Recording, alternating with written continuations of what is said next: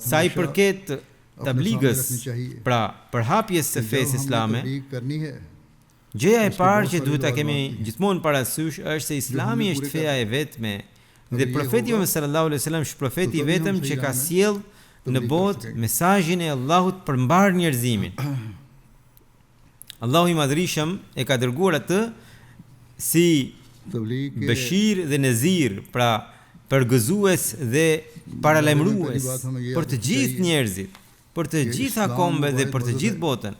Megjithatë, nëse e shohim historinë deri më sot, konstatojmë se edhe sot numri i muslimanëve në botë është më pak se 1/4 e popullsisë së botës. Cila është arsyeja për këtë? Arsyeja është se tabliga, pra thirrja drejt Allahut, nuk është bërë me urtësi, nuk është bërë me hikma, me urtësi dhe mesazhi nuk është përcjellë në mënyrën e duhur.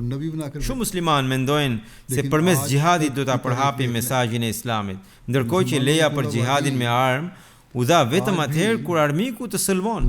Kur muslimanëve ju lejua xhihadi dhe ngritja e shpatës, kjo ndodhi vetëm në atë kohë kur jo besimtarët dhe jo muslimanët sulmuan Islamin me qëllim që ta shkatëronin dhe ta asgjësonin atë. Atëherë Allahu i Madhrishëm në surën Al-Hajj tha: "Udhina lil ladhina yuqataluna bi annahum zulimu wa inna Allaha ala nasrihim laqadir." Domethënë atyre që janë sulmuar u lejohet që të mbrohen sepse u është bërë padrejtësi.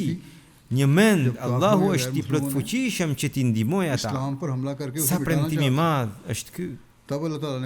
Pastaj historia është dëshmitare se Allahu i Madhrishëm i ndihmoi ata.